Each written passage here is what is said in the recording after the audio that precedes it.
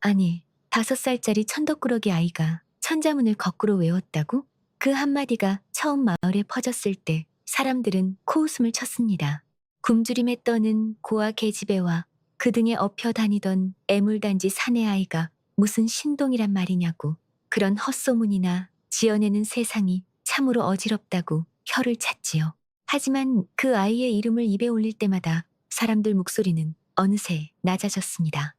왜냐하면 그 아이가 본디부터 평범한 팔자를 타고난 것 같지는 않았기 때문입니다. 그러나 그날의 놀라운 이야기를 하려면 먼저 모든 것이 시작되던 그 겨울로 거슬러 올라가야 했습니다. 살을 애는 듯한 섣달 칼바람이 앙상한 나뭇가지를 뒤흔들고 해가 채 기울기도 전에 굴뚝 연기가 무겁게 내려앉던 어느 날이었습니다. 마을 어귀로 초라한 상여처럼 흔들리는 가마 하나가 들어오고 있었습니다.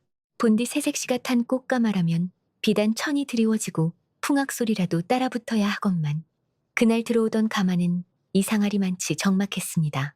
붉은 홀레깃발 대신 바람에 뜯긴 삼배자락이 흔들렸고 가마꾼들 발걸음도 장례를 치르듯 무거웠지요. 가마 안에는 분이라는 처녀가 앉아 있었습니다. 그러나 그 어린 신부의 모습은 남루하기 짝이 없었습니다. 머리에 꽂은 비녀도 초라했고 시집 오는 길에 입었어야 할 빛나는 홀레복 대신 수차례 기워 입은 무명옷이 그녀의 여인 몸을 감싸고 있었지요. 그리고 무엇보다 사람들의 눈을 멈추게 한 것은 그녀의 등이었습니다. 분이의 등에는 낡은 무명 포대기가 칭칭 감겨 있었고 그 안에는 이제 겨우 돌을 넘긴 사내 아이가 잠들어 있었습니다. 그 아이가 바로 칠성이었습니다. 누가 보아도 정상적인 혼례는 아니었습니다. 신부가 시집을 오면서 아이를 업고 들어오는 법은 없었으니까요. 그러나 분이에게는 다른 길이 없었습니다. 그녀는 불과 몇 달 전만 해도 부모가 살아있는 평범한 딸이었습니다. 가난하긴 했으나 초갓집 아랫목에서 가족이 함께 저녁을 먹을 수 있었고 동생이 울면 어머니가 달래주고 아버지가 장작을 패던 집이 있었지요. 그러나 역병이라는 것은 집안을 고르는 법이 없었습니다. 봄 끝자락부터 시작된 열병이 마을을 훑고 지나갔을 때 분이의 부모는 반달도 채 버티지 못하고 차례로 숨을 거두었습니다. 어머니는 동생 칠성이를 젖도 제대로 떼지 못한 채 떠났고 아버지는 마지막 숨을 몰아쉬며 분이의 손목을 붙잡았습니다. 그 손은 이미 뜨거운 열이 빠져나가 서늘해지고 있었지요. 아버지는 방 안 구석에서 겨우 숨을 고르던 어린 칠성이를 눈짓으로 가리키며 힘겹게 입을 열었습니다. 분이야, 잘 들어라. 피는 물보다 진하고 정은 피보다 더 질긴 법이다. 분이는 눈물 범벅이 된 얼굴로 고개를 끄덕였습니다. 아버지는 거친 숨을 삼키며 다시 말했습니다. 저 아이를 짐처럼 여기지 마라. 사람들이 모두 버리라고 해도 너만은 버리지 마라. 저 아이는 네 목을 죄는 돌덩이가 아니라 언젠가 너를 붙들어줄 뿌리가 될 게다. 그때 분이는 그 말을 다 이해하지 못했습니다. 죽어가는 아버지가 어린 자식을 걱정하는 마지막 애원쯤으로만 여겼지요. 그러나 그 말은 훗날 그녀의 삶 전체를 뒤흔드는 유언이 되고 말았습니다. 부모를 모두 잃은 남매에게 세상은 너무 빨리 차가워졌습니다. 처음 며칠은 가까운 이웃들이 쌀 한 돼, 보리 한 치박쯤은 쥐어주었습니다. 그러나 곡식도 바닥이 나고 역병의 두려움이 잦아들자 사람들의 인정 또한 빠르게 식어갔지요. 분이는 어린 동생을 업은 채 이 집 저 집 문을 두드렸습니다. 처음에는 멀찍이서 쌀겨라도 던져주던 사람들도 시간이 지나자 문을 닫기 시작했습니다. 어린 과부도 아닌 처녀 몸으로 아이를 업고 다니는 모습이 재수 없다고 수군거리는 이도 있었고 부모 잃은 남매를 거두었다가 괜히 화를 불러올까 두렵다고 피하는 집도 있었습니다. 마을의 먼 친척들은 더욱 냉정했습니다. 한 집에서는 대문을 반쯤 열었다가도 칠성이가 칭얼대는 소리가 들리자 얼른 문을 닫아버렸고 또 다른 집에서는 분이에게 말했습니다. 어린 계집 하나 먹여 살리기도 힘든데 등에 업은 그 애까지 어찌하란 말이냐. 어느 늙은 친척은 차라리 아이를 절에라도 맡기고 너만 살 길을 찾으라고 노골적으로 말했습니다. 분이는 대답하지 못했습니다. 밤이면 칠성이를 품에 안고 초가집 빈 방바닥에 웅크린 채 아버지의 마지막 말을 떠올렸습니다. 버리지 마라. 저 아이는 언젠가 네 뿌리가 될 게다. 그 말이 귀에 맴돌 때마다 분이는 눈물을 삼키며 동생을 더 세게 껴안았습니다. 그러나 의지만으로는 겨울을 날 수 없었습니다. 쌀독은 바닥났고 마른 나물 몇 줌마저 떨어지고 나자 남매는 며칠씩 굶는 날이 잦아졌습니다. 분이는 머리카락을 잘라 장에 내다 팔았고 어머니가 남긴 은가락지 하나도 쌀과 바꿔 먹었습니다. 그래도 오래 버티지 못했습니다. 가을 끝자락이 되자 분이는 결국 마지막 선택 앞에 섰습니다. 어떤 중매쟁이가 찾아와 말했지요. 김진사 댁에서 며느리를 구한다더라. 집안은 아직 번듯하고 안방마님이 깐깐하긴 하나 밥은 굶기지 않는다더라. 다만 조건이 하나 있다. 애를 데리고 갈 수는 없다는 것이었습니다.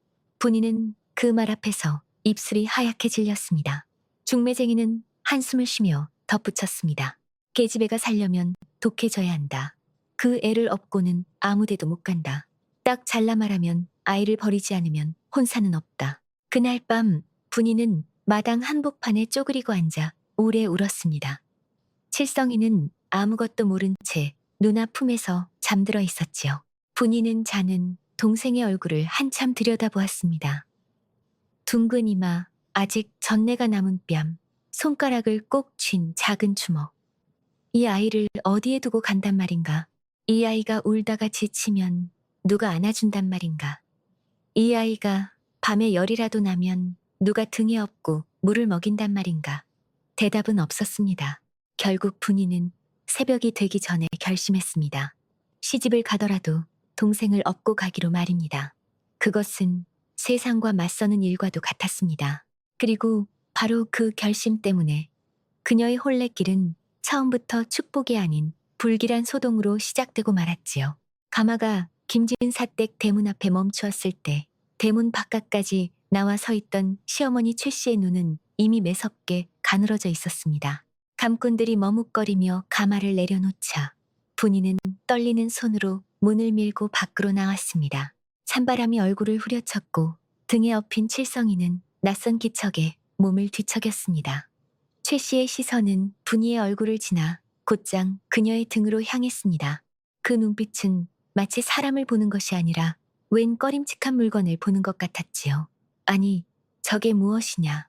최 씨의 목소리가 마당을 쩔어 울렸습니다. 분이는 무릎이 꺾이는 것도 있고 그대로 마당에 꿇어앉았습니다. 그 순간 등에 업힌 칠성이가 잠에서 깨 자지러지게 울음을 터뜨렸습니다. 홀레날 울려 퍼져야 할 웃음소리 대신 아기의 울음소리가 대문안을 가득 메웠습니다. 그것은 축복받아야 할 신부의 첫발을 단숨에 재수없는 징조로 바꾸어 버렸지요. 최 씨의 얼굴이 순식간에 일그러졌습니다. 내년 시집을 오면서 등에 뭘 달고 들어온 것이냐. 분이는 입술을 떨며 대답했습니다. 제 동생이 옵니다. 부모를 잃고 갈 데가 없어 제가 꼭 데려와야 했습니다. 그 말이 끝나기도 전에 최 씨는 펄쩍 뛰었습니다. 동생이라고. 아니, 이 집이 고아 거두는 시주집인 줄 아느냐. 혼례를 하랬더니 혹덩이를 업고 들어와. 김진사 댁 며느리가 아니라 거지가 문정걸식하러 온 꼴이 아니고 무엇이냐. 마당 한쪽에 서 있던 김서방은 어쩔 줄 몰라 하며 헛기침만 했습니다. 본디라면 이때 남편이 나서서 아내를 감싸야 했겠지요. 그러나 그는 제 어머니 눈치부터 살피는 사내였습니다. 분이는 시어머니의 매서운 호통을 들으며 고개를 땅바닥에 박았습니다. 등에 업힌 칠성이는 아직도 울고 있었고 분이의 어깨는 그 울음만큼이나 떨리고 있었습니다. 그녀는 알았습니다. 이 문턱을 넘는 순간부터 자신의 삶은 더 거칠고 더 고단해질 것이라는 것을.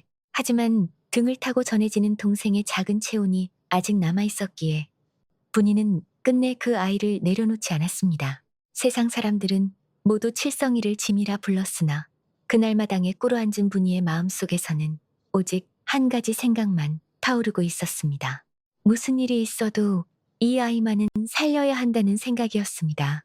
그리고 바로 그 생각이 그들의 운명을 먼 훗날 아무도 상상하지 못한 방향으로 밀어올리게 될 줄은 그때 누구도 알지 못했습니다.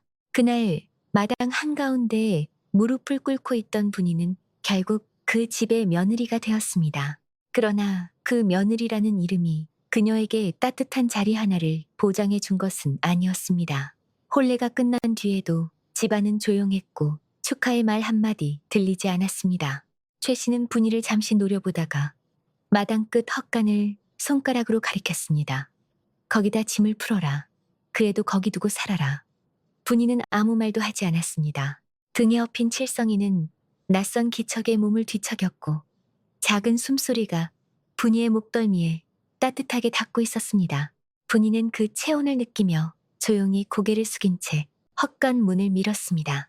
헛간 안에는 마른 볏짚이 조금 깔려 있을 뿐이었고 벽 틈으로는 바람이 스며들어 먼지를 흔들고 있었습니다.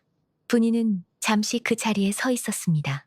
시집을 왔지만 안채의 문턱도 밟지 못하고 마루에 앉아 인사 한번 나누지 못한 채 이렇게 헛간에 들어와야 한다는 사실이 아직 마음 깊이 가라앉지 않았기 때문입니다. 그러나 등에 업힌 동생이 꿈틀거리자 분이는 천천히 몸을 낮추어 볏짚 위에 앉았습니다. 칠성아, 괜찮다. 누나가 있다. 분이는 작은 목소리로 그렇게 말했습니다. 그 말은 아이에게 들려주는 말이기도 했지만 동시에 자신에게 하는 말이기도 했습니다. 그날 밤부터 분이의 삶은 완전히 달라졌습니다. 새벽 닭이 울기 전에 일어나 부엌 아궁이에 불을 지피고 우물에서 물을 길어오고 얼음장 같은 빨랫물을 손으로 휘저어야 했습니다.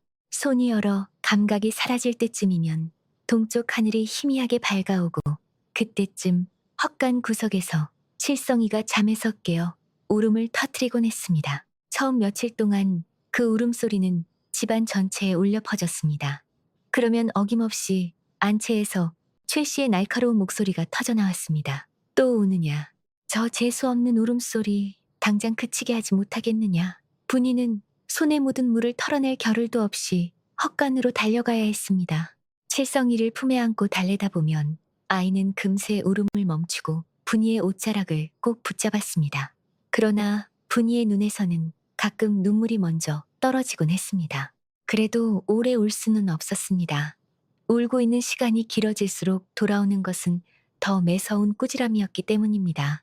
그렇게 하루가 지나고 또 하루가 지나갔습니다. 분이는 집안에서 가장 먼저 눈을 뜨는 사람이 되었고 가장 늦게 잠드는 사람이 되었습니다. 마당을 쓸고 장작을 패고 장독대에 덮개를 씌우고 밭에서 뽑아온 나무를 다듬는 동안에도 그녀의 등에는 늘 칠성이가 엎여 있었습니다. 아이는 처음에는 작은 손으로 분이의 옷을 꼭 붙잡고 있었지만 시간이 지나면서 조금씩 세상을 배우기 시작했습니다.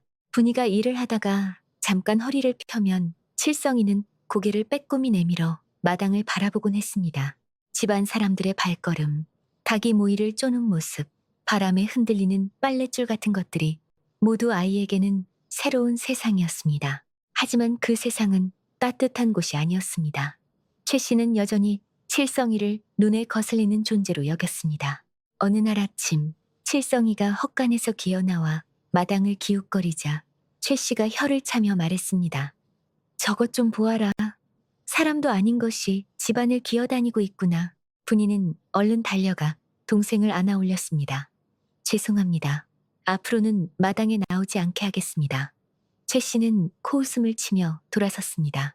말로만 그러지 말고 제대로 가르쳐라. 이 집안은 거지 소굴이 아니다. 그 말은 분이의 가슴 깊은 곳을 찔렀습니다. 그러나 그녀는 아무 말도 하지 않았습니다. 그저 동생을 더 단단히 안고 헛간으로 돌아갔습니다. 그날 밤 분이는 볏짚 위에 앉아 칠성이를 품에 안고 있었습니다. 아이는 하루 종일 배가 고팠는지 작은 손으로 분이의 옷자락을 만지작거리며 잠이 들었습니다. 분이는 잠든 동생의 얼굴을 오래 바라보았습니다. 낮 동안 들었던 말들이 머릿속을 떠나지 않았기 때문입니다. 재수 없는 것, 밥만 축내는 혹덩이, 집안을 망칠 징조, 사람들은 칠성이를 그렇게 불렀습니다. 그러나 분이에게 그 아이는 그런 존재가 아니었습니다. 분이는 조용히 손을 들어 동생의 머리를 쓰다듬었습니다. 아버지가 마지막으로 했던 말이 문득 떠올랐습니다. 저 아이는 네 짐이 아니라 너를 붙들어줄 뿌리가 될 것이다. 그때는 그 말을 이해하지 못했습니다. 하지만 지금 분이는 그 말을 마음속에서 되새기고 있었습니다. 아무리 세상이 등을 돌려도 자신만은 이 아이를 버리지 않겠다고, 어떤 일이 있어도 동생을 지켜내겠다고 마음속으로 다시 다짐했습니다. 헛간 벽 틈으로 찬바람이 스며들어 갯짚을 흔들고 있었습니다. 분이는 잠든 칠성이를 품에 안은 채 몸을 조금 더 웅크렸습니다. 그리고 아주 낮은 목소리로 말했습니다. 칠성아, 누나가 있다. 아무도 없어도 누나만은 있다. 그 말은 헛간의 어둠 속으로 조용히 스며들었습니다. 밖에서는 밤바람이 대문을 흔들고 있었지만 그 작은 헛간 안에서는 어린 남매의 숨소리만이 잔잔하게 이어지고 있었습니다. 그리고 그날 밤 분이는 알지 못했습니다. 지금 자신의 품에 안겨 잠든 이 작은 아이가 훗날 이 집안의 운명을 송두리째 바꾸게 될 것이라는 사실을 말입니다. 세월은 사람의 숨결처럼 조용히 흘러갔습니다. 헛간의 바람은 여전히 차가웠고 마당의 흙먼지는 계절이 바뀔 때마다 다른 냄새를 풍겼습니다. 그러나 그 속에서 분이와 칠성이는 조금씩 자라나고 있었습니다. 처음 이 집에 들어왔을 때 겨우 젖먹이었던 칠성이는 이제 누나의 치맛자락을 붙잡고 뒤뚱거리며 걷는 아이가 되어 있었습니다. 마당 한쪽에서 빗자루를 끌며 움직이는 누나의 뒤를 졸졸 따라다니는 것이 칠성이의 하루였습니다. 분이는 일을 하다가도 자주 뒤를 돌아보았습니다. 아이가 넘어지지 않았는지 혹은 누군가에게 눈총을 받지 않았는지 확인하기 위해서였습니다. 그러나 칠성이는 이상하리만큼 조용한 아이였습니다. 보통 아이들이라면 울음을 터뜨릴 상황에서도 그는 그저 누나를 바라보고 웃곤 했습니다. 마치 누나의 마음을 다 알고 있다는 듯한 눈빛이었습니다. 그 미소를 볼 때마다 분이는 가슴이 저릿해졌습니다. 어느 날 아침, 마당에 서리가 하얗게 내려앉은 날이었습니다. 분이는 장독대 옆에서 물을 길어 장독의 뚜껑을 닫고 있었습니다. 그때 사랑방 쪽에서 김서방의 글 읽는 소리가 들려왔습니다. 하늘천, 땅지, 거물현, 누를황. 목소리는 크고 또박또박했지만 어딘가 어색했습니다. 글을 읽는 사람이라기보다 글을 외워 억지로 따라하는 사람의 목소리 같았지요. 칠성이는 마당 한가운데에 서 있었습니다. 작은 손에 마른 나뭇가지를 들고 땅을 긁다가 그 소리를 듣자 움직임을 멈추었습니다. 그리고 고개를 살짝 기울였습니다. 아이의 눈동자가 사랑방 문을 향해 가만히 고정되었습니다. 김서방의 목소리가 다시 이어졌습니다. 하늘, 천, 땅, 지, 거물, 현. 그러나 다음 글자를 읽지 못한 듯 목소리가 잠시 멈췄습니다. 이게 무슨 글자더라. 김서방의 중얼거림이 마당까지 흘러나왔습니다. 그 순간이었습니다. 마당에 서 있던 칠성이의 입술이 아주 작게 움직였습니다. 아직 제대로 말을 배우지 못한 아이의 입술이었지만 분명 어떤 소리를 흉내내고 있었습니다. 분이는 그 모습을 보지 못했습니다. 그러나 그 광경을 우연히 본 사람이 있었습니다. 장작을 나르던 행랑아범이었습니다. 행랑아범은 잠시 발걸음을 멈추었습니다. 어린아이가 사랑방 쪽을 바라보며 입술을 오물거리는 모습이 어딘지 모르게 기묘했기 때문입니다. 마치 누군가의 말을 따라하는 것처럼 보였습니다. 행랑아범은 고개를 갸웃했지만 아무 말도 하지 않았습니다. 그저 조용히 장작을 내려놓고 다시 일을 하러 갔습니다. 그날 이후로도 비슷한 장면은 여러 번 반복되었습니다. 사랑방에서 글 읽는 소리가 들리면 칠성이는 마당 일을 하다 말고 귀를 기울였습니다. 김서방이 막히는 구절에서 머뭇거리면 칠성이는 조용히 입술을 움직였습니다. 물론 아무도 그것을 눈치채지 못했습니다. 분이는 일에 지쳐 늘 바빴고 집안 사람들은 칠성이 같은 아이에게 관심을 둘 이유가 없었습니다. 그렇게 몇 해가 흘렀습니다. 칠성이는 어느덧 10살이 되었습니다. 키는 또래 아이들보다 작았지만 눈빛만큼은 이상할 정도로 또렷했습니다. 분이는 여전히 새벽부터 밤까지 일을 해야 했습니다. 손마디는 점점 굵어졌고 얼굴에는 햇볕에 그을린 흔적이 깊게 남았습니다. 그러나 동생을 바라보는 눈빛만큼은 변하지 않았습니다. 어느 늦은 오후였습니다.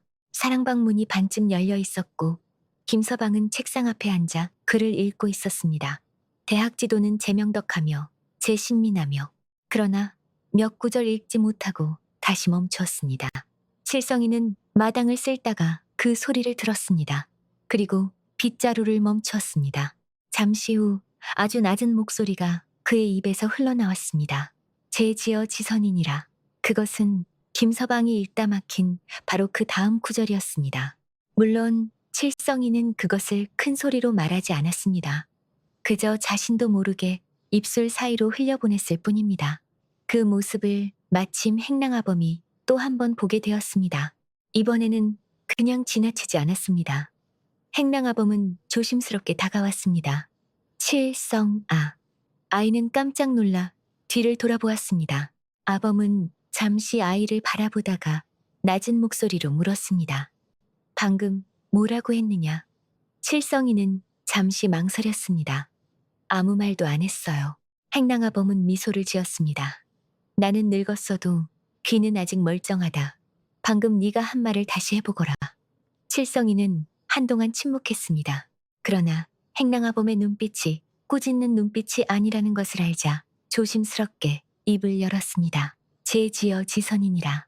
행랑아범의 눈이 크게 떠졌습니다. 그 구절은 웬만한 아이들이 쉽게 외울 수 있는 문장이 아니었습니다. 더구나 글을 배우지 못한 아이의 입에서 나올 말은 더더욱 아니었습니다. 너 이걸 어디서 배웠느냐? 칠성이는 잠시 사랑방을 바라보았습니다. 그냥 들었어요. 매일 들었어요. 행랑아범은 그 말을 듣고 아무 말도 하지 못했습니다. 한동안 가만히 서 있다가 깊은 숨을 내쉬었습니다. 세상에는 가끔 이해할 수 없는 일이 일어나기도 합니다. 하지만 그날 행랑아범은 분명히 느꼈습니다. 이 아이가 보통 아이가 아니라는 것을 말입니다. 그날 저녁 행랑아범은 아무도 모르게 칠성이의 손에 작은 고구마 하나를 쥐어주었습니다. 아무에게도 말하지 마라. 대신 글 읽는 소리가 들리면 계속 들어라. 칠성이는 고개를 끄덕였습니다. 그리고 그 작은 고구마를 반으로 쪼개 누나에게 가져갔습니다. 누나, 이거 같이 먹어. 분이는 동생의 손에 들린 고구마를 보고 잠시 말을 잇지 못했습니다. 어디서 났니? 그냥 얻었어. 누나는 먹어. 나는 배 안 고파. 분이는 그 말을 듣고 고개를 숙였습니다. 배가 고프지 않다는 말이 거짓이라는 것을 알았기 때문입니다. 그러나 칠성이는 끝까지 누나의 손에 고구마를 밀어 넣었습니다. 그날 밤 헛간의 어둠 속에서 남매는 조용히 고구마를 나누어 먹었습니다. 밖에서는 바람이 문짝을 흔들고 있었지만 두 사람 사이에는 따뜻한 온기가 흐르고 있었습니다. 그리고 그때부터였습니다. 마당에서 빗자루를 들고 있던 그 작은 아이의 눈빛이 집안의 운명을 조용히 바라보기 시작한 것은 말입니다. 그날 이후로 마당에서 빗자루를 쥐고 있던 칠성이의 눈빛은 전과 조금 달라졌습니다. 여전히 집안에서는 아무도 그 아이를 눈여겨보지 않았지만 행랑아범만은 가끔 일을 하다 말고 그 아이를 슬쩍 바라보곤 했습니다. 그리고 그럴 때마다 마음속으로 같은 생각을 되풀이했습니다. 저 아이는 그냥 두면 안 되는 아이다. 하지만 세상이라는 것이 그렇습니다. 귀한 재주를 알아보는 눈보다 먼저 그 재주를 눌러버리는 손이 더 많은 법입니다. 김진사댁의 삶도 여전히 예전과 다르지 않았습니다. 마당은 늘 분주했고 부엌에서는 연기가 끊이지 않았으며 안채에서는 최 씨의 꾸지람이 하루에도 몇 번씩 울려 퍼졌습니다. 분이는 여전히 집안에서 가장 바쁜 사람이었고 칠성이는 여전히 가장 눈에 띄지 않는 아이였습니다. 어느 날 가을이 깊어가던 무렵이었습니다. 마을에서 곡식을 사러 온 장사꾼이 김진사댁 마루에 앉아 있었습니다. 장사꾼은 능청스러운 웃음을 띠고 쌀자루를 살피고 있었고 최 씨는 마루에 앉아 팔짱을 낀 채 가격을 따지고 있었습니다. 김서방은 그 옆에서 장부를 펼쳐들고 있었지만 사실은 숫자에 그리 밝지 않았습니다. 장사꾼은 능숙한 손놀림으로 저울을 움직였습니다. 겉으로 보기에는 아무 문제 없는 모습이었지만 그의 손가락은 아주 교묘하게 저울추를 눌러 무게를 속이고 있었습니다. 최 씨는 목청을 눕혀 간만 따지고 있었고 김서방은 장부에 적는 척만 하고 있었기 때문에 아무도 그 손놀림을 알아채지 못했습니다. 그때 마당 한쪽에서 빗자루질을 하던 칠성이가 조용히 고개를 들었습니다. 아이의 눈은 잠시 저울을 바라보았습니다.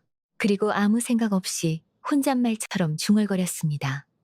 열 가만이면 저울이 저렇게 가벼울 수가 없는데 그 말은 크지 않았지만 이상할 만큼 또렷하게 들렸습니다. 마루 위에 있던 사람들의 시선이 동시에 마당으로 향했습니다. 최 씨가 눈을 가늘게 뜨며 소리쳤습니다. 어디서 건방지게 어른들 일에 끼어드느냐. 칠성이는 놀란 표정으로 고개를 숙였습니다. 저는 그냥 이상해서요. 저울이 조금 이상한 것 같아서요. 장사꾼의 얼굴이 순간 굳었습니다. 그러나 그는 곧 웃음을 지으며 말을 돌렸습니다. 아이가 뭘 알겠습니까? 장난으로 한 말일 겁니다. 하지만 이미 늦었습니다. 최 씨는 저울을 들여다보기 시작했습니다. 잠시 후 그녀의 눈이 번뜩였습니다. 이게 뭐냐? 저울추가 눌려 있잖아. 장사꾼은 당황해 말을 더듬었습니다. 아, 그게 그만 손이 미끄러져서. 최 씨는 자리에서 벌떡 일어났습니다.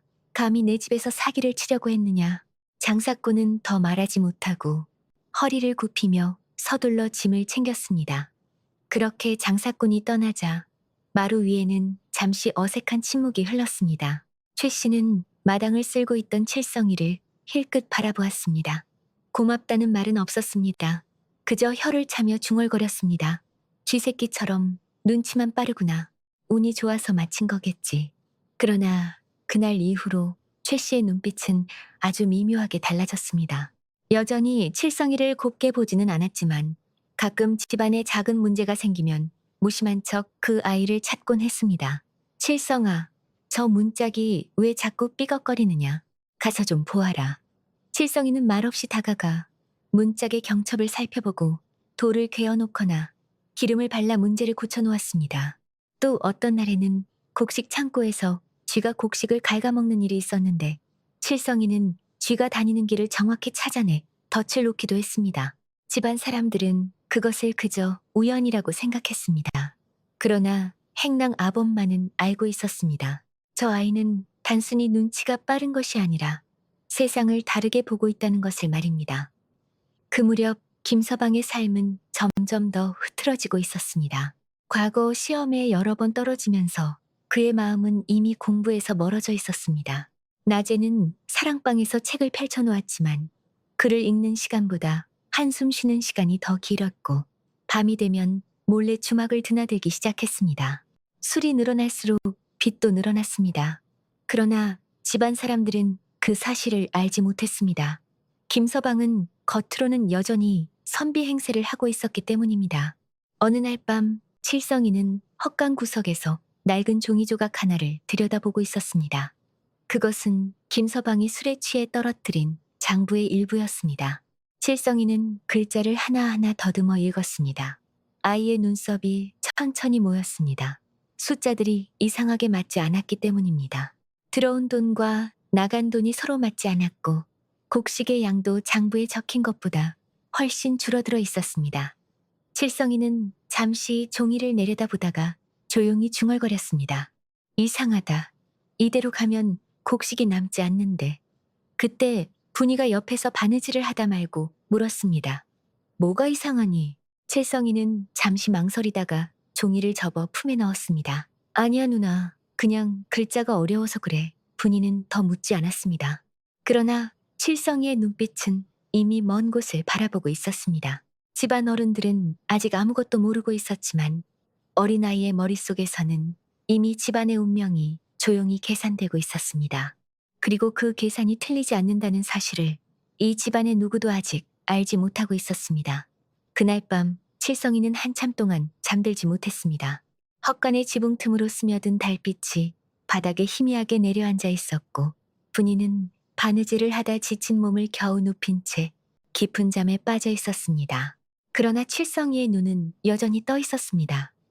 아이는 낮에 보았던 장부 조각을 다시 꺼내 조심스럽게 펼쳤습니다. 삐뚤빼뚤 찢어진 종이 위에는 몇 줄의 숫자와 글자가 남아 있었습니다.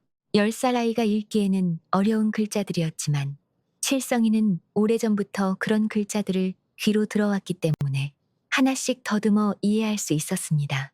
아이의 눈이 천천히 움직였습니다. 들어온 곡식의 양과 나간 곡식의 양, 빌린 돈과 갚아야 할 돈이 서로 맞지 않는다는 사실이 분명히 보였습니다.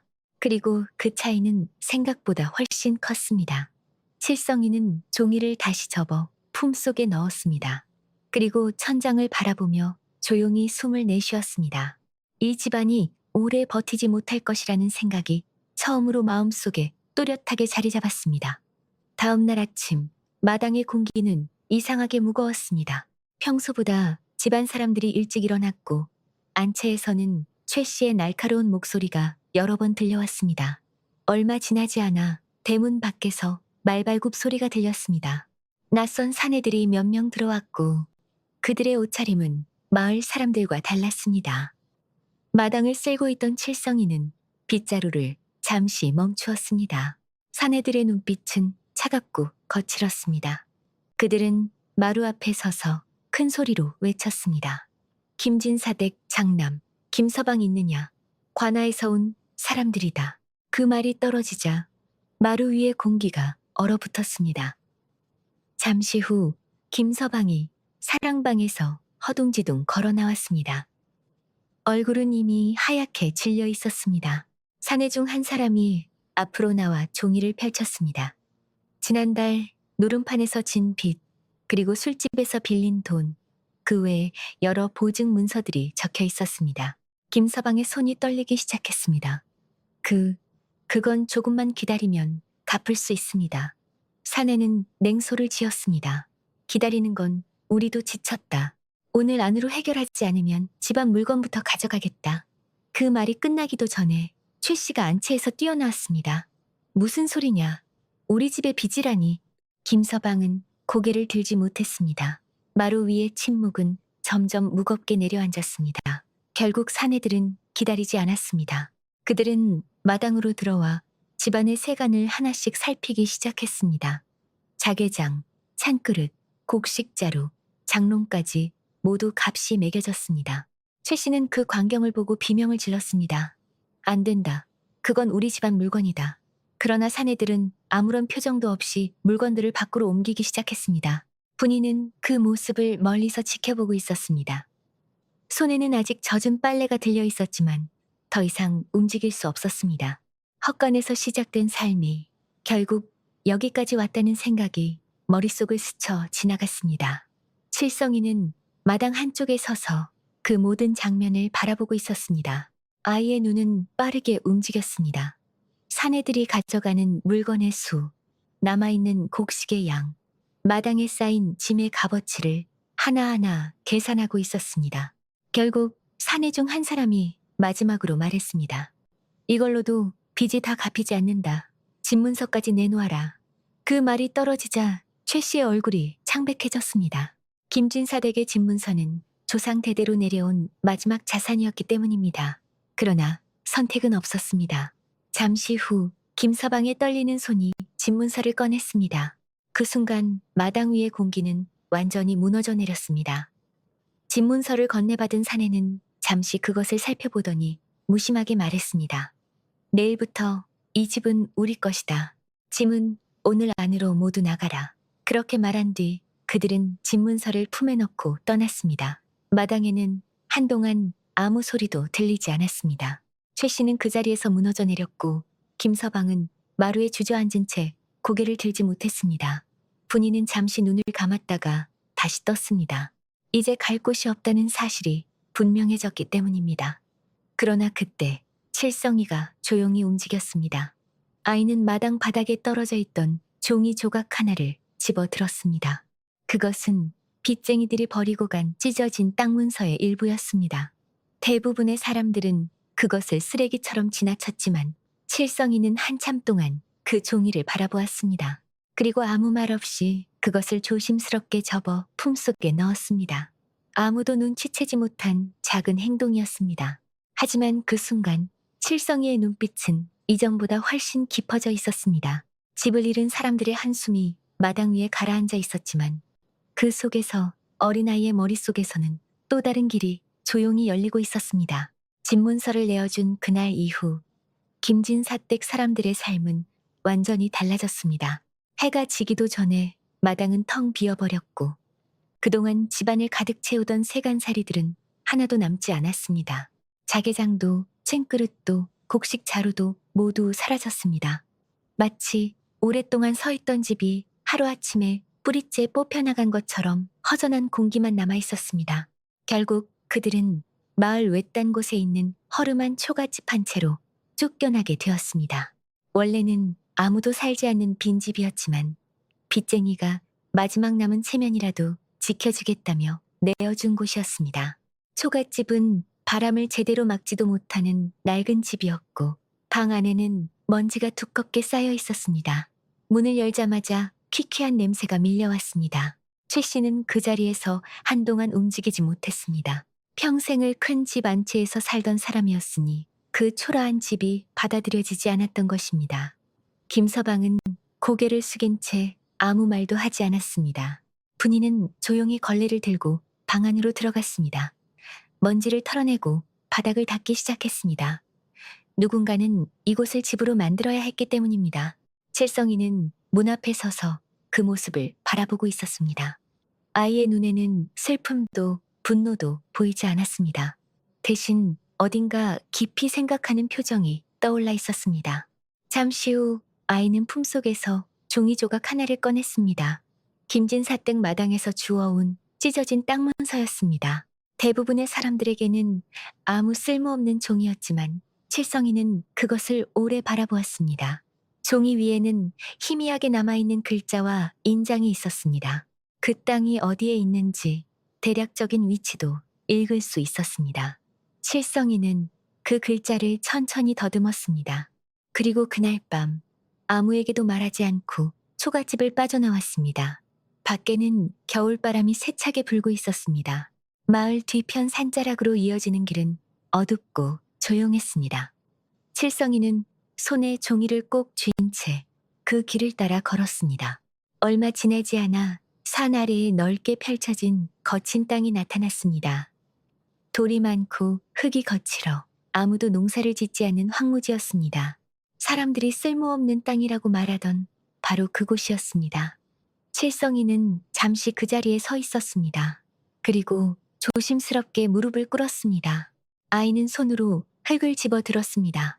차가운 겨울밤이었지만 흙은 생각보다 따뜻했습니다. 칠성이는 눈을 가늘게 뜨고 주변을 살폈습니다. 다른 곳에는 눈이 두껍게 쌓여 있었지만 이곳의 흙은 눈이 조금 녹아 있었습니다. 그리고 아주 희미한 김이 올라오는 것처럼 보였습니다. 칠성이는 땅에 귀를 대보았습니다. 한동안 아무 소리도 들리지 않았습니다. 그러나 조금 더 가만히 있자 아주 미세한 울림 같은 것이 느껴졌습니다. 마치 땅속 어딘가에서 물이 흐르는 것처럼 느껴졌습니다. 아이의 눈이 천천히 커졌습니다. 예전에 사랑방에서 들었던 글귀가 문득 떠올랐습니다. 겨울에도 땅이 따뜻한 곳, 눈이 쉽게 녹는 곳, 그 아래에는 따뜻한 물줄기가 흐른다. 칠성이는 다시 흙을 한 줌 집어 입에 가져갔습니다. 아주 약하게 짠맛이 느껴졌습니다. 아이의 눈빛이 순간 번쩍였습니다. 따뜻한 물, 짠 흙, 겨울에도 녹는 땅. 이 세 가지가 한 곳에 있다는 것은 흔한 일이 아니었습니다. 칠성이는 한참 동안 그 자리에 서 있었습니다. 찬바람이 얼굴을 때리고 있었지만 아이는 움직이지 않았습니다. 머릿속에서는 여러 생각이 빠르게 이어지고 있었습니다. 집을 잃은 가족, 비어있는 쌀독, 굶주린 누나의 얼굴, 그 모든 장면이 하나로 이어졌습니다. 그리고 아이의 입술이 아주 작게 움직였습니다. 여기다. 칠성이는 땅을 한 번 더 바라보았습니다. 사람들이 버려두었던 그 황무지는 여전히 조용했습니다. 그러나 아이에게는 그곳이 전혀 다른 모습으로 보이고 있었습니다. 누군가에게는 쓸모없는 땅이었지만 누군가에게는 마지막 기회가 될 수도 있는 땅이었습니다. 칠성이는 종이 조각을 다시 접어 품속에 넣었습니다.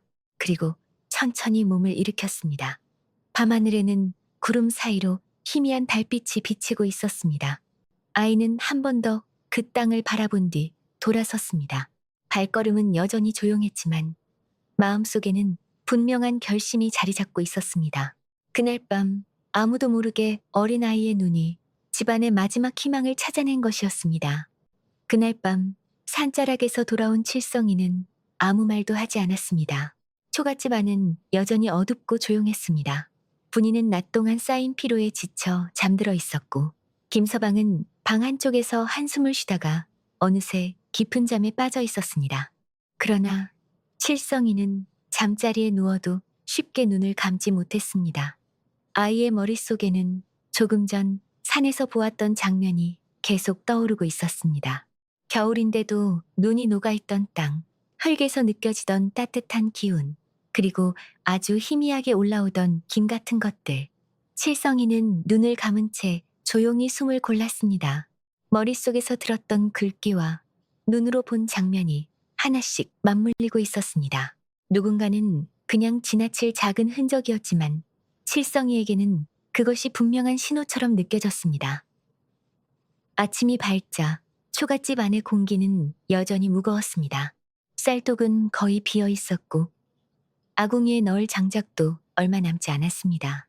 최 씨는 방 안에서 계속 중얼거리고 있었고 김서방은 여전히 밖으로 나갈 생각도 하지 않은 채 이불을 뒤집어 쓰고 있었습니다.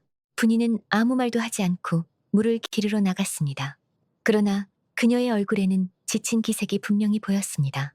칠성이는 누나의 등을 잠시 바라보다가 천천히 다가갔습니다. 누나. 분이는 걸음을 멈추고 돌아보았습니다. 왜 그러니? 칠성이는 잠시 말을 고르다가 조심스럽게 입을 열었습니다. 누나, 뒷산 아래에 있는 그 밭 말이야. 사람들이 버린 땅. 분이는 잠시 생각하다가 고개를 끄덕였습니다.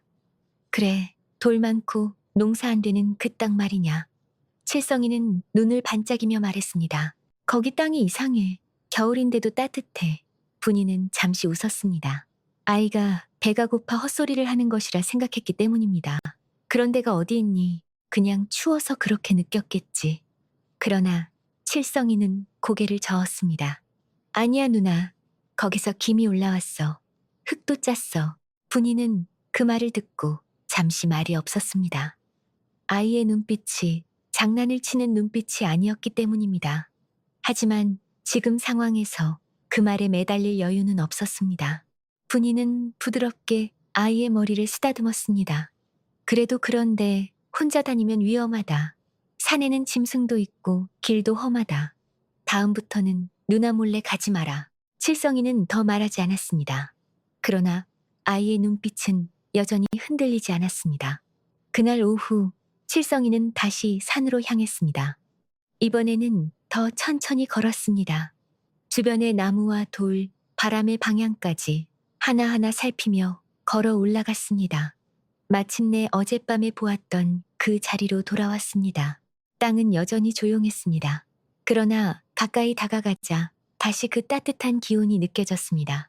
칠성이는 무릎을 꿇고 손으로 흙을 파기 시작했습니다. 깊게 파지는 못했지만 조금만 파도 흙이 축축했습니다. 그리고 손을 가까이 대자 아주 약하게 따뜻한 기운이 올라왔습니다. 칠성이는 잠시 숨을 멈추었습니다. 그 순간 멀리서 사람들의 발소리가 들려왔습니다. 산지기들이었습니다. 이 근처 산을 지키는 사람들이었지요. 그들은 멀리서 칠성이를 발견하고 소리를 질렀습니다. 거기 누구냐? 아이가 이곳에서 무엇을 하는 것이냐? 칠성이는 놀라 일어섰습니다.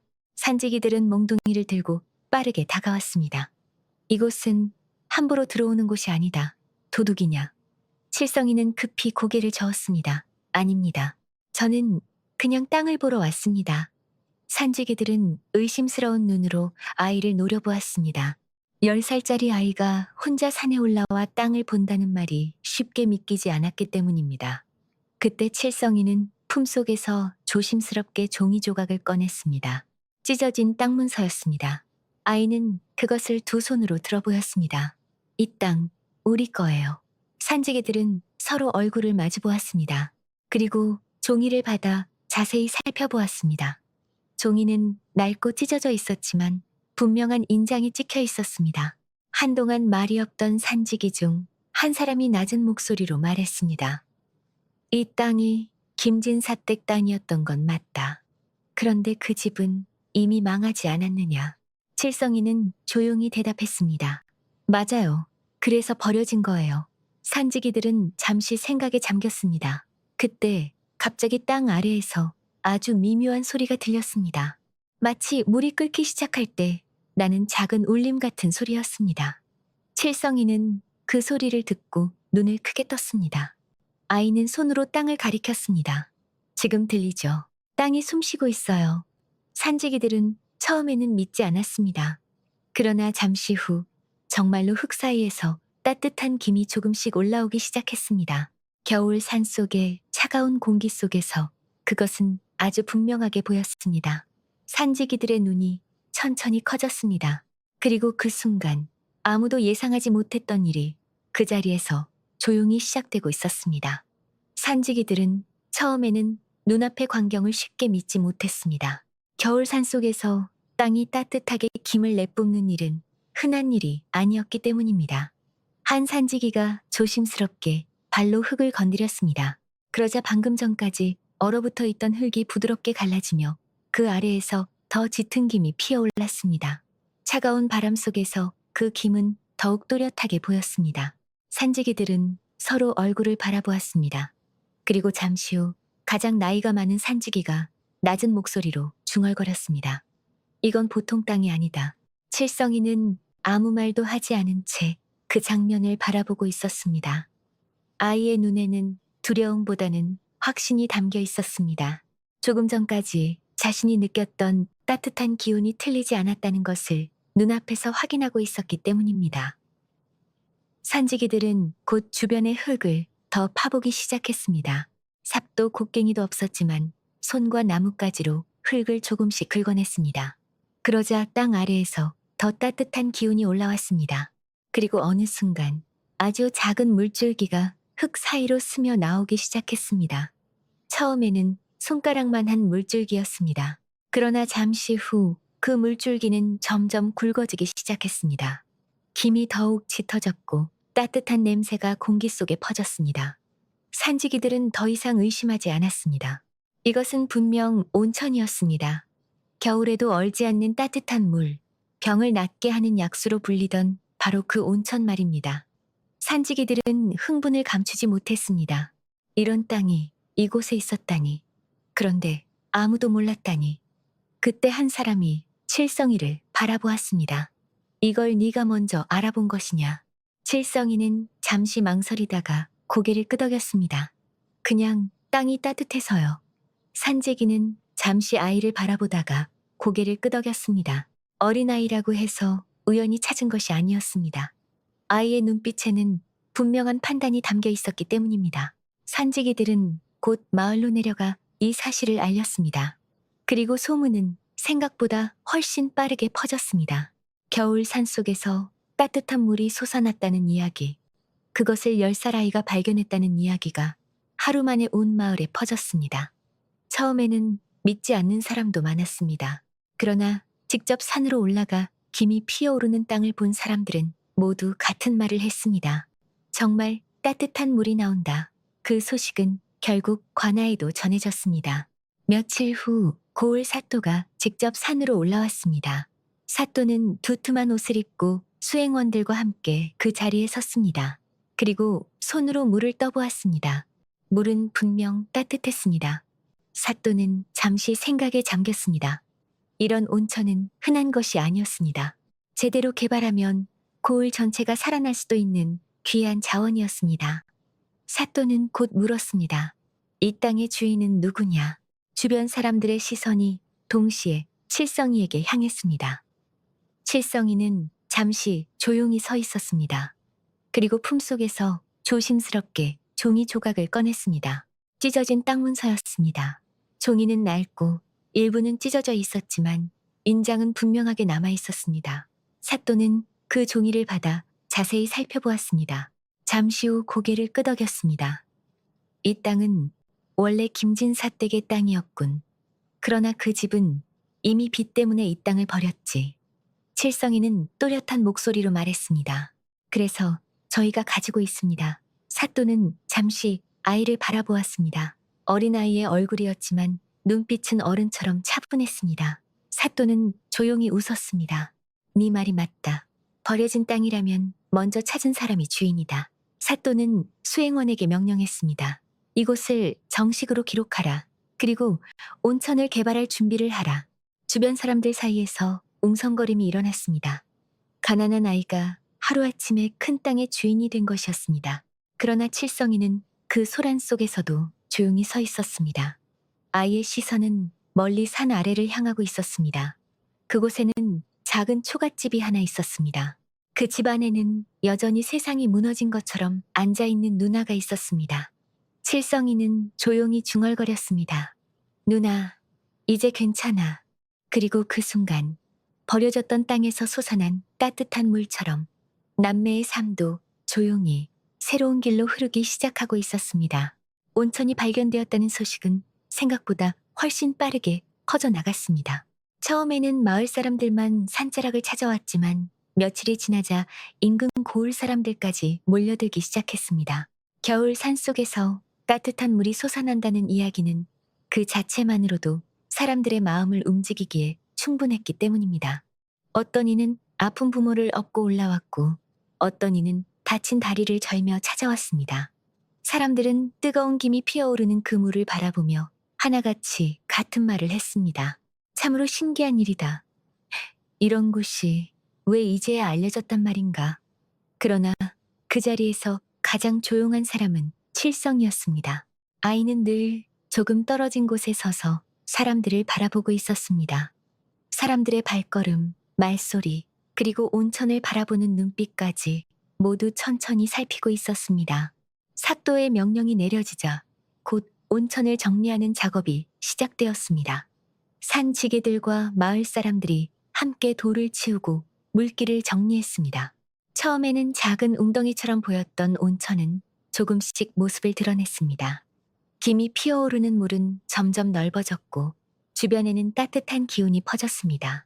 겨울 바람 속에서도 그 자리만큼은 봄처럼 포근했습니다. 그 모습을 처음 본 분이는 한동안 아무 말도 하지 못했습니다. 그녀는 동생의 뒤에 서서 그 광경을 바라보고 있었습니다. 얼마 전까지만 해도 쌀 한 줌이 없어 밤을 지새우던 남매였기 때문입니다. 분이는 조심스럽게 칠성이의 어깨에 손을 올렸습니다. 칠성아, 아이는 고개를 들어 누나를 바라보았습니다. 분이의 눈에는 눈물이 고여 있었습니다. 누나, 괜찮아. 칠성이는 그렇게 말하며 누나의 손을 잡았습니다. 그 손은 여전히 거칠었지만 따뜻했습니다. 온천 개발이 시작되면서 산 아래에는 작은 장터 같은 분위기가 생기기 시작했습니다. 온천을 찾는 사람들을 상대로 장사를 하려는 이들도 하나둘 모여들었습니다. 어떤 사람은 따뜻한 죽을 끓여 팔았고 어떤 사람은 집신을 팔았습니다. 그 작은 변화는 고을 전체의 분위기를 바꾸기 시작했습니다. 그리고 그 중심에는 언제나 칠성이가 있었습니다. 그러나 아이는 그 변화 속에서도 조금도 들뜨지 않았습니다. 사또가 어느 날 칠성이를 불러 물었습니다. 너는 어린데도 참 침착하구나. 보통 아이 같으면 벌써 들떠서 뛰어다녔을 것이다. 칠성이는 잠시 생각하다가 조용히 대답했습니다. 아직 끝난 게 아니기 때문입니다. 사또는 그 말을 듣고 잠시 웃었습니다. 어린아이의 말이었지만 그 속에는 어른 같은 무게가 담겨 있었습니다. 그 무렵 마을에서는 또 다른 이야기가 돌기 시작했습니다.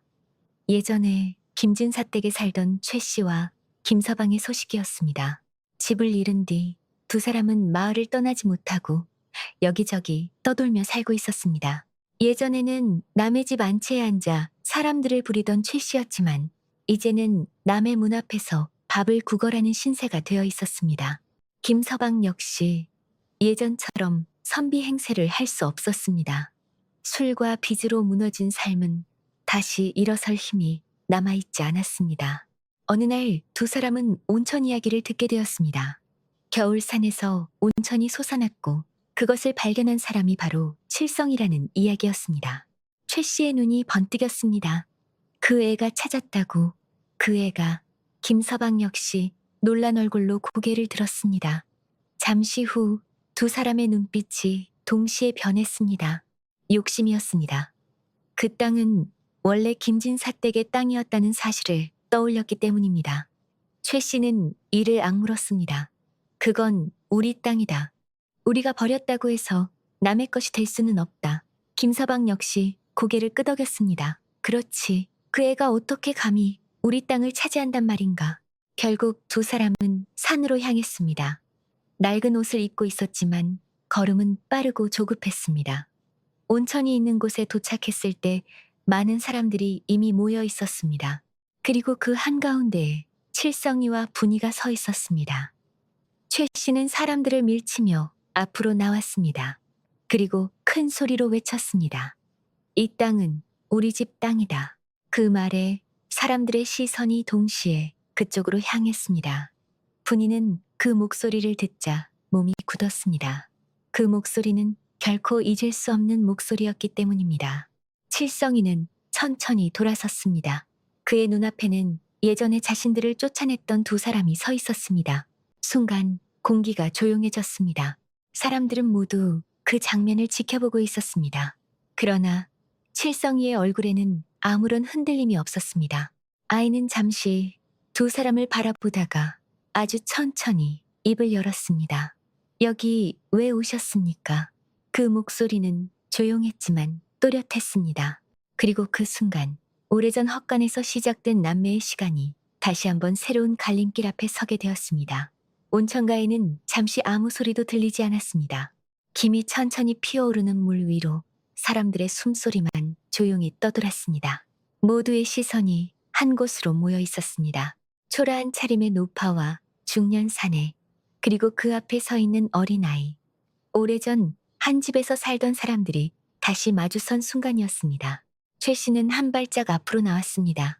눈빛에는 예전과 같은 거친 기세가 남아 있었지만 목소리는 조금 떨리고 있었습니다. 이 땅은 원래 우리 집 땅이다. 김진사댁 땅이었다. 너희가 어떻게 감히 차지하느냐. 주변에서 웅성거림이 일었습니다. 사람들 중에는 김진사댁이 어떻게 망했는지 알고 있는 이들도 있었기 때문입니다.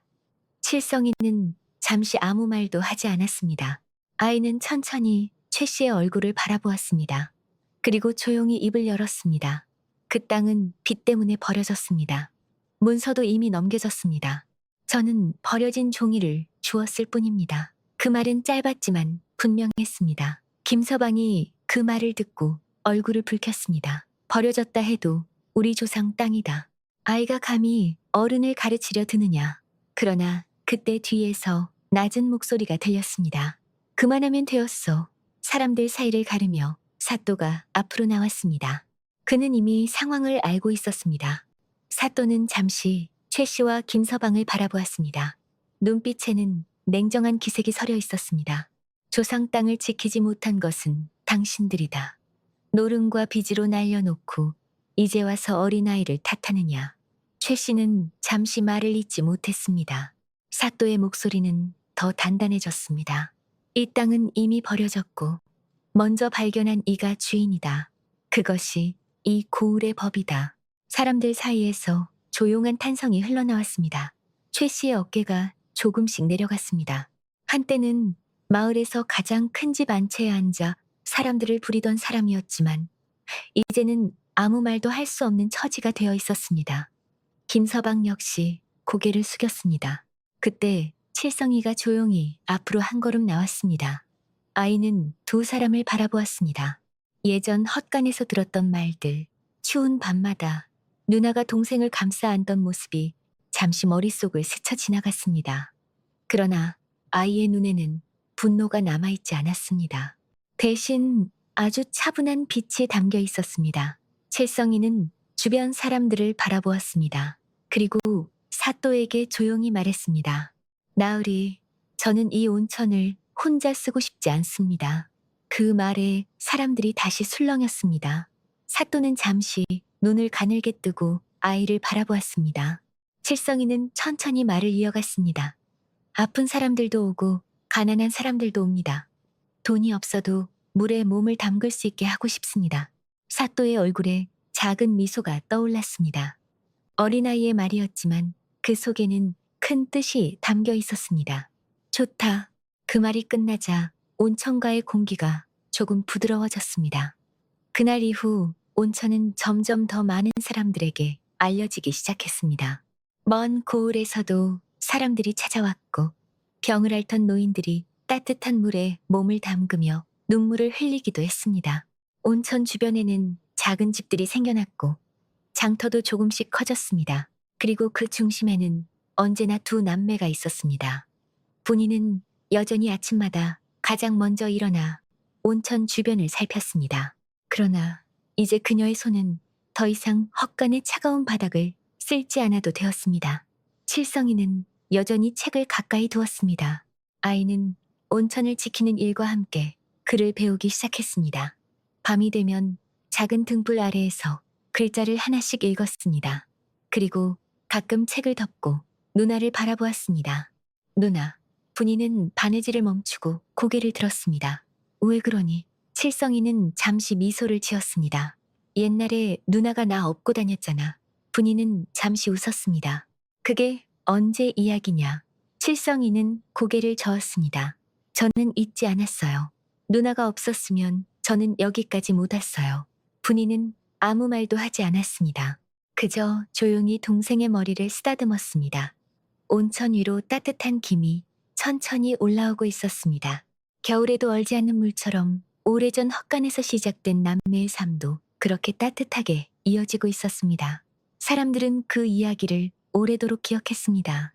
버려진 땅에서 솟아난 물처럼 세상에서 가장 천하게 보이던 아이가 결국 가장 큰 복을 가져왔다는 이야기였습니다. 그리고 무엇보다도 그 아이를 끝까지 버리지 않았던 한 사람의 마음이 그 모든 일을 가능하게 했다는 사실을 말입니다.